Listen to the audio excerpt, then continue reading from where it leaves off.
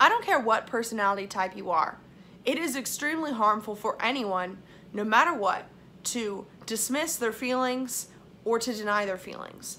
It is just as harmful as an emotional child denying the logic of their parents when their parent says that they're eating too much candy and that they're going to get sick if they keep eating. If that child keeps listening to their emotions, denies the logic, pretends the logic doesn't exist, I want candy now, they're going to end up hurt. And, you know, most of us, when we grow up, we learn, hey, that was dumb of me to do that as a child. I'm going to start listening to logic and reason. But most of us don't learn to also incorporate our emotions.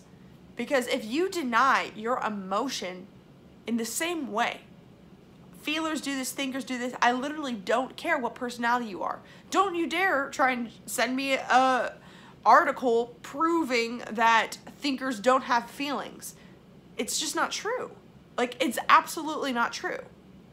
And you see, the way that we are socialized right now, we are taught algebra in school, but we aren't encouraged, or we aren't taught to manage our emotional life. In fact, people that traditionally have sought out emotional help, like from a therapist, have traditionally been shamed for it and outed and shunned for it.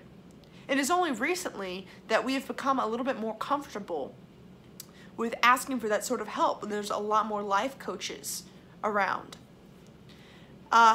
It's all integral, and if you are into personality typology or anything because you want to learn about yourself, then hopefully you're trying to integrate all the different parts of yourself so that you can become whole.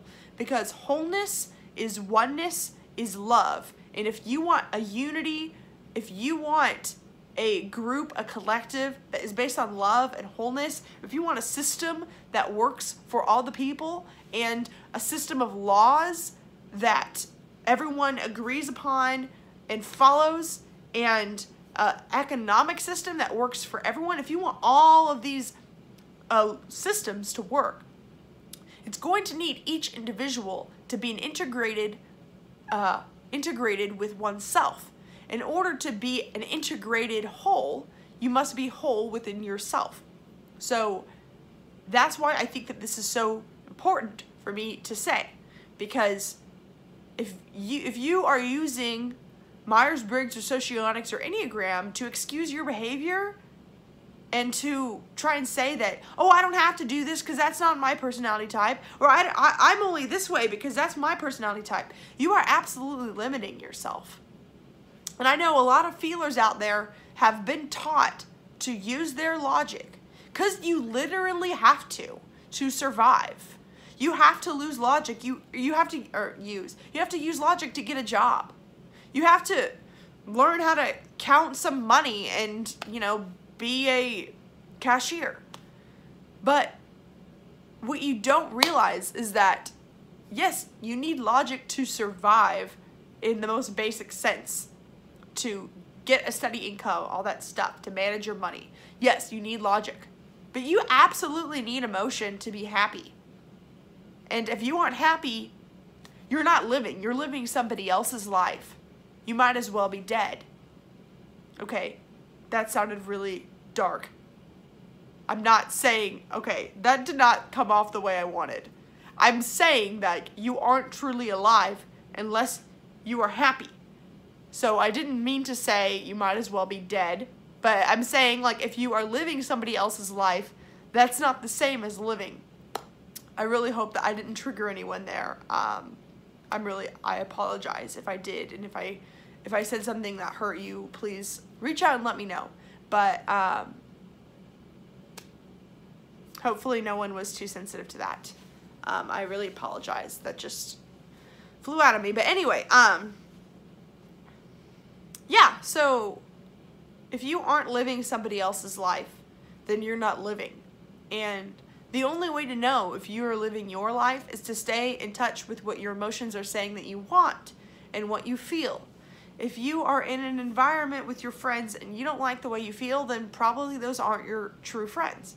Or if you don't like how you feel in a certain job, maybe you need another job. It is only listening to those emotions that is going to let you jump from place to place.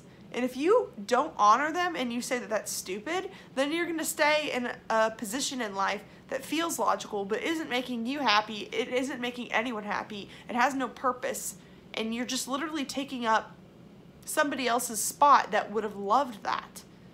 Like, if you were in a job and in a relationship and you aren't appreciating either of those things, you realize that somebody would appreciate your significant other more than you, and someone would appreciate that job more than you. So, honestly, that's like one of my biggest, I think, missions in my life, is to help people not deny their emotions. And I apologize, I'm a little riled up right now, but I sort of see this everywhere, and people don't realize the effect it has on the whole. We cannot have a system that works for everyone unless everyone is working for the system, for the greater good, not the system.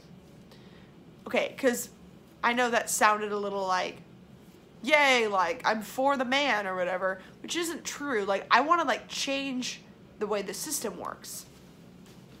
I don't know, I've tried to make this video like 3 times and it keeps coming out wrong, so I'm probably just gonna post this one. I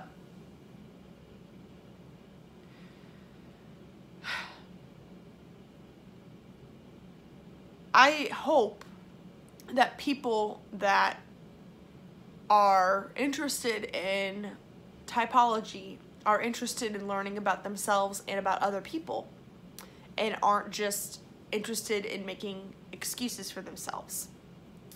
Because, you see, personality only tells you, like,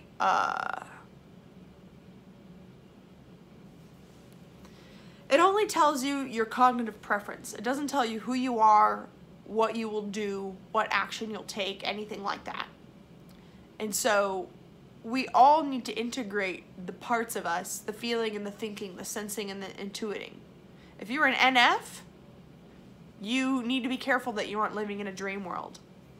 If you're an NT, you need to be careful that you aren't denying your emotions and reacting to nothing. If you're an ST, you need to be careful that you aren't like living somebody else's life and just doing things by the book and not giving yourself that sense of like magic that you might crave. If you are an SF, you need to I don't know. You guys get the idea. Like, I didn't think about this enough to like make those be like perfect sounding. But yeah, an SF needs to maybe, yeah, like don't deny their logic or their intuition. But the whole point about all this is that I feel first, and then I intuit, and then I sense, and then I think, and then I start over, and then I do it all again. I don't just feel. I don't just think. Because if my feelings aren't integrated with a logical thought, then I shouldn't act on them. And if my thought is not integrated with feeling, then it might not be true. And I feel like I see, like, a lot of thinkers will, like, if they don't want one feeling to be true, they'll deny it, and then all of these, they'll, like, try and create an argument around it. But in order for something to be true, you need to talk about all of it. You're going to automatically be hypocritical if you are not looking at the full truth to make your argument. If you are just taking these parts out that make you feel shameful and you're just trying to make an argument around all that, it's not going to land well. It's not going to be true. You can make a logical argument about anything. You can make a logical argument about why you should kill someone. You can literally, like, just because you can make a logical argument, it has absolutely nothing to do with it being true. And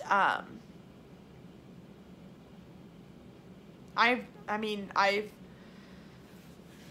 met some thinkers that are really good at justifying everything they do. I mean, we're all good at justifying things we do. But if you really want to be an integrated, whole, and happy person, you're gonna need to really, like, sort of listen to all these parts of you and become conscious of them. And just gonna throw out there, like, this is something I'm working on. Like I'm trying to listen to my sensory and thinking side to try and, like, budget, and, like, I'm trying to, like, clean my room, which is not very clean right now, but I'm trying to, like, arrange my sensory life to actually be something that supports me and supports my dreams. And it's hard. Like, I could just write all day or create all day or watch videos all day or something. But in order for me to truly live the life that I want to live, like, I'm gonna have to figure out how to get my sensory world to support me, financially support me, like, comfortably support me. Like, it's all connected. And I don't know, like, this is something I care about, and I'm gonna want to make more videos about emotions and how they work. And if you're not interested in that and you just came because you wanted me to say basic things about Myers-Briggs, then you could leave, because that's not what I'm about. That's not what this channel's about. And I've actually been even just considering even wanting to make another channel, because I'm so sick of how close-minded a lot of people can be about Myers-Briggs. And I'm open-minded, and I'm about honoring everyone's emotions and validating them and not necessarily acting on them. Just as how thinkers will feel a feeling but then maybe decide not to act on them as if it's not right. Like, feelers can do that too. Like, but feelers always decide to honor what their emotions are. Well, not always. Some of them, I mean, this is just so complex. I just think that we have a real problem in Western society that is about denying emotions, and it's making people feel stuck and constricted, and it's making us feel like we have to live somebody else's life, that we can't live our life, that our dreams are ridiculous. We've tricked people into thinking that desire is suffering, when desire is the pathway to what you want. Desire is your destiny. If you aren't listening to desire, then yeah, it is going to be suffering. You're going to be in somebody else's life while your desire is saying, hey, I want to live over here. Hey, I want to date this person. If you aren't listening to that, and if you aren't honoring that, then it's going to kill you. Like, you're not going to be happy. So, anyway, I apologize for the frazzled video, but hopefully this made some sense to some of you. And for those wondering, I did a lot of work last night actually on both the INFP and the INTP video descriptions of the difference between healthy and unhealthy versions of those types. And I'm really excited to show them to you guys. So if you aren't already subscribed and those two things sounded interesting to you, please subscribe for notifications when those videos are out. I'm thinking next week. Thank you, and have a wonderful day.